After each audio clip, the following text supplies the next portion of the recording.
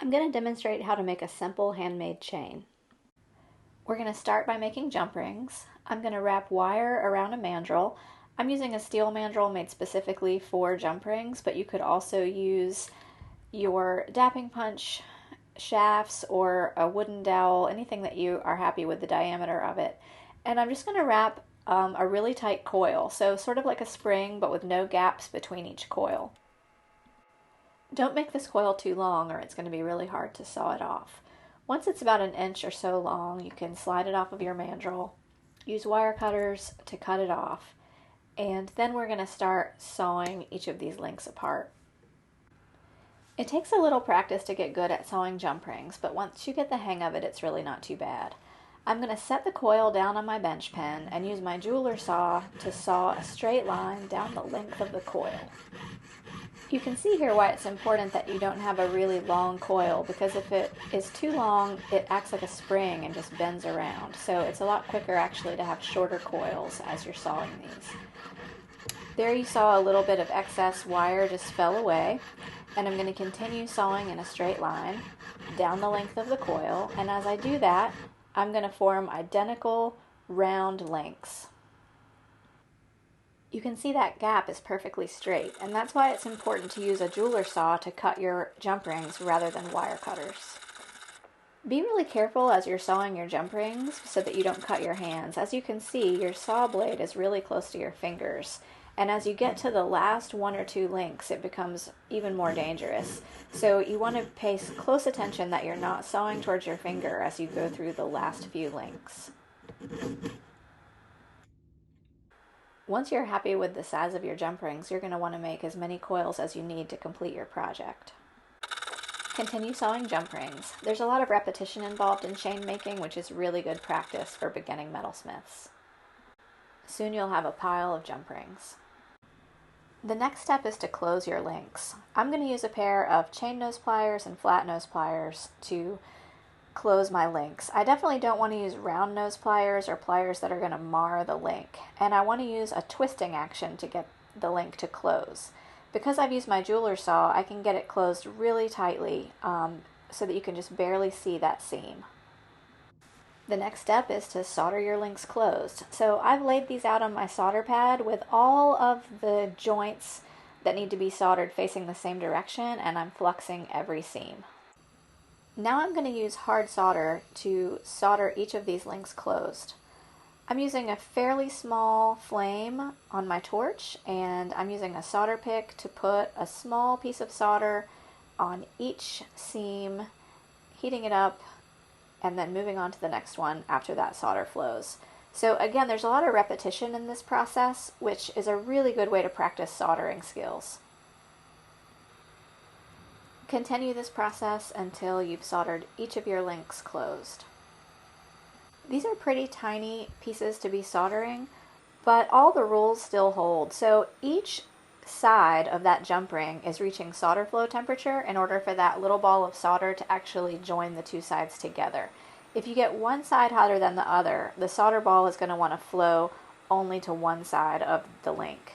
So it's just important that you're still, even though these are going to flow really quickly and they're really small, that you're still following all the same soldering guidelines that you've been taught in the past.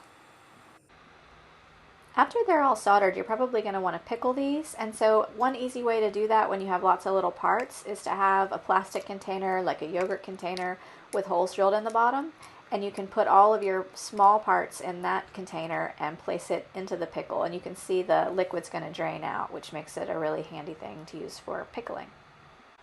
The reason I soldered all my links together is because I wanted to alter them. So here I've stretched the oval links with a pair of pliers, and I also hammered a few of the links with a planishing hammer to flatten them. There's really an unlimited variety of ways that you could alter the links, but I would encourage you to do so because it's going to be more interesting than just a plain round link and link chain. Once you've altered your links, you're going to take half of them and saw half of them in part on the solder seam. Be really careful when you do this, again, because it's a small piece and you're sawing near your fingers, and you don't want to accidentally saw the back of the jump ring. I have a pile of sawed links, and I'm going to take the pile that I've just sawed and I'm going to twist them open again. So again, I'm going to use my chain nose and flat nose pliers to just twist those links open. Once you have a pile of open links and soldered closed links, you're going to start linking the chain together. So I'm just going to put 2 soldered links on an open link and then use my pliers to twist that jump ring closed. It's important that I'm using my pliers here to twist each link and close it nice and tightly so that there's no gap. Continue linking your sawed apart jump rings to your soldered jump rings until the length of chain is complete.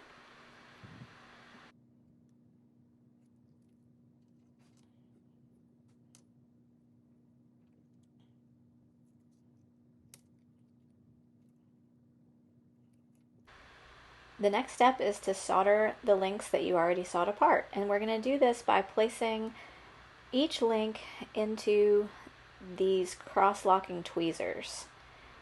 And I'm going to flux the link, and then now I'm using easy solder to connect that link. I had used hard solder previously, and I don't want that hard solder to reflow.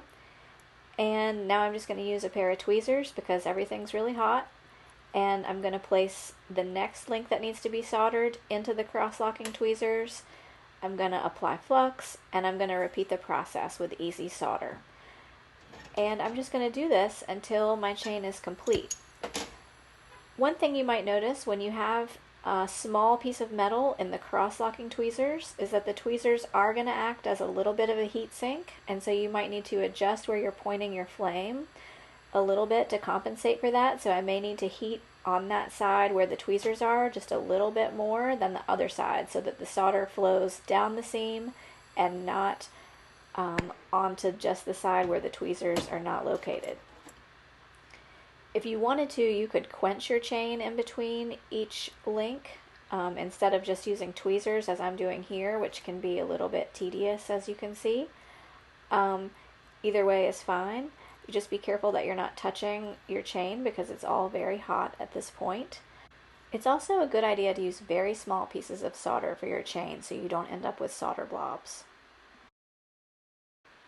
Once your chain is soldered, you can pickle it to remove the oxides and excess flux, and then you can file off any excess solder spill, and you can choose any final finish that you would like, such as patina.